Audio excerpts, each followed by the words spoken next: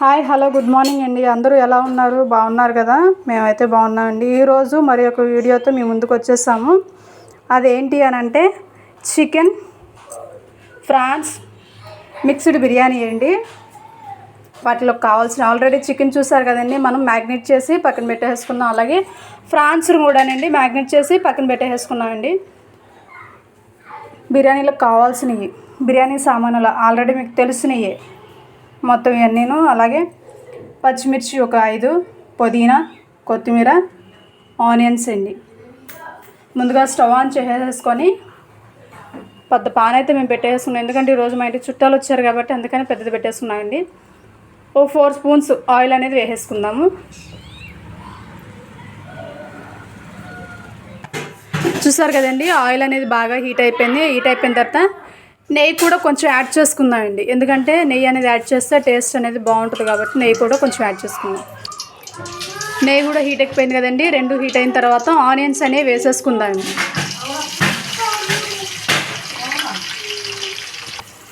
Onions అనేవి దోరగా fry అయిపోయినాయి కదండి. అవి ఫ్రై అయిన తర్వాత 2 స్పూన్స్ అల్లం వెల్లుల్లి పేస్ట్ కూడా వేసేసుకుందాము.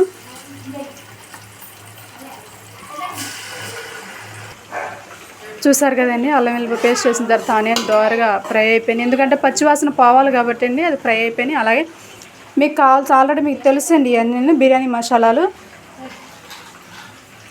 వేసేసుకుందాం.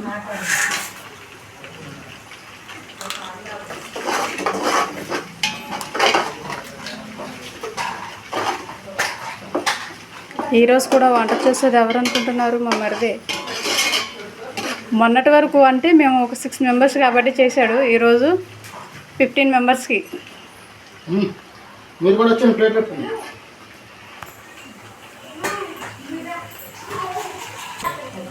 బిర్యానీ మసాలాలు కూడా ఫ్రై అయిపోయాయండి. అట్లాగే చికెన్ ఆల్రెడీ మనం మ్యాగ్నేట్ చేసి పెట్టేసుకున్నాం కాబట్టి చికెన్ అనేది వేసేసుకుందామండి.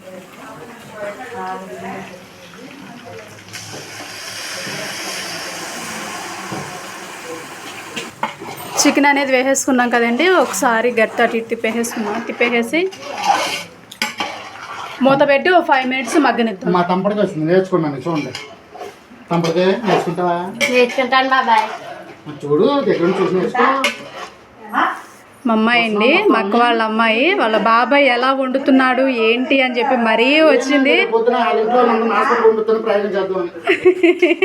వచ్చి మరీ చూస్తుంది.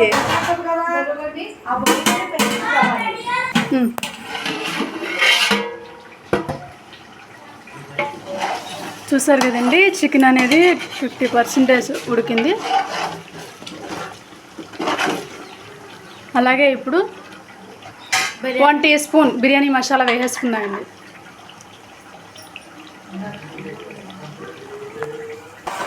బిర్యానీ మసాలా వేసేసుకున్న తర్వాత అండి గరిటతో ఒకసారి తిప్పేసుకుందాం. తిప్పేసేసుకొని మూత పెట్టి ఇంకో 50% కూడా ఉడకనిద్దాం.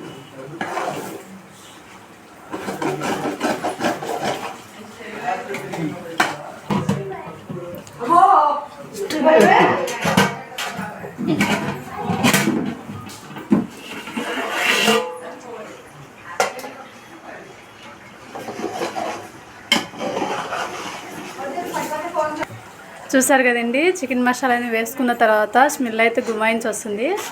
అలాగే ఫ్రాన్స్ కూడా వేసేసుకుందామండి. ముందుగా మ్యాగ్నేట్ చేసేసుకున్నాం కదండి, అవి ఫ్రాన్స్ కూడా వేసేసుకుందాం.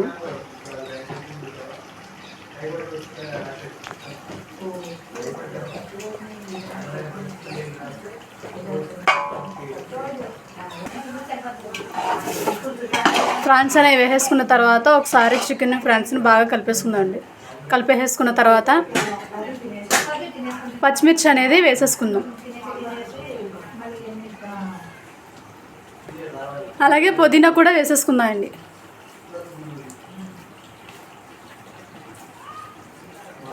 చూసారు కదండి, పుదీనా కూడా వేసేసుకున్నాము. అలాగే కొత్తిమీర కూడా కొంచెం వేసేసుకున్నాము.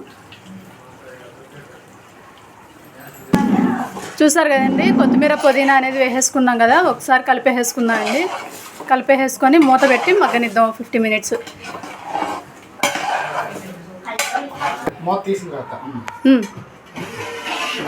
గారు ఎంతవరకు వచ్చింది? రెడీ అయిపోతుంది. ఇంకో 10 నిమిషాలు అంతా ప్లేట్లో పట్టు కూర్చున్నాయి.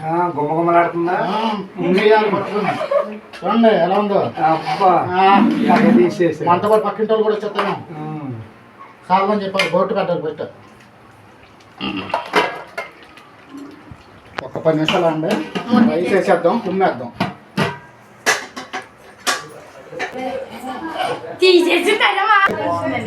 వచ్చేసింది అయిపోయి వచ్చింది. ఇక రైస్ వేసేస్తే ఒక 20 నిమిషాలు అంతే. చూసారా కింద మా అమ్మాయి వచ్చింది, మా అమ్మాయి తర్వాత మా డాడీ వచ్చారు, ఇప్పుడు మా అక్క కూడా వచ్చేసింది అనమాట. అది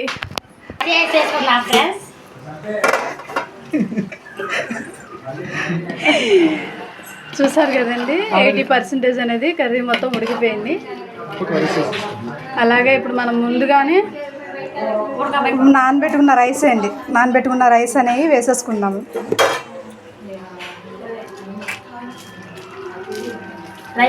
చూడండి మా మరిదికి మంచి టైం పాస్ అనమాట, వెనకమాలే ఉండి ఎంకరేజ్ చేస్తుంది.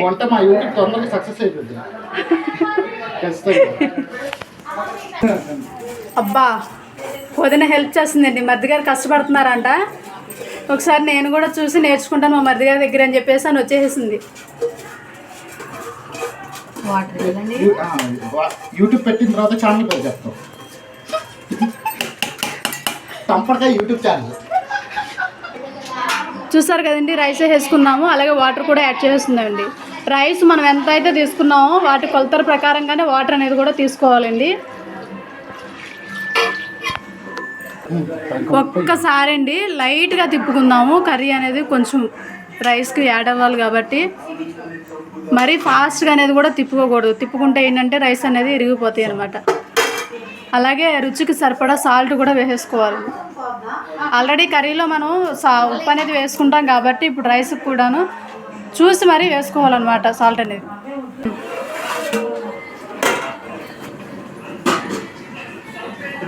చూసారు కదండి, 70% అయితే ఉడికిపోయిందండి బాగా.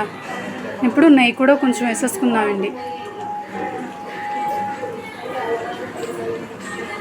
నెయ్యి వేస్తే ఆ టేస్ట్ అనేది వేరే లెవెల్ అండి. ఎంతవరకు వచ్చింది? ఆకలి చూడండి గుమ్మ ఇచ్చేదాకా కట్ చేయడం, కొంచెం కొత్తిమీర వేసేసుకోమని పైన వేస్తున్నారుగా అంతే చాలు. ఇక ఈ కూర్చున్న కూర కూడా రెడీ అయిపోతుంది. అయిపోగానే కుమ్మేద్దాం పట్టుకొని. ఓకే ఓకే ఉంది చూడండి, అదిరిపోయింది. గుమ్మలాడుకోవట్లా స్మైల్ స్మెల్ అదిరిపోతుంది. అబ్బా స్మెల్ గుమాయించేస్తుందిగా. కట్టేసుకున్నా రెడీ అయిపోతుంది కూర. స్టవ్ ఆఫ్ చేసేసి పక్కన పెట్టేసుకుందండి, అయిపోయింది కదా.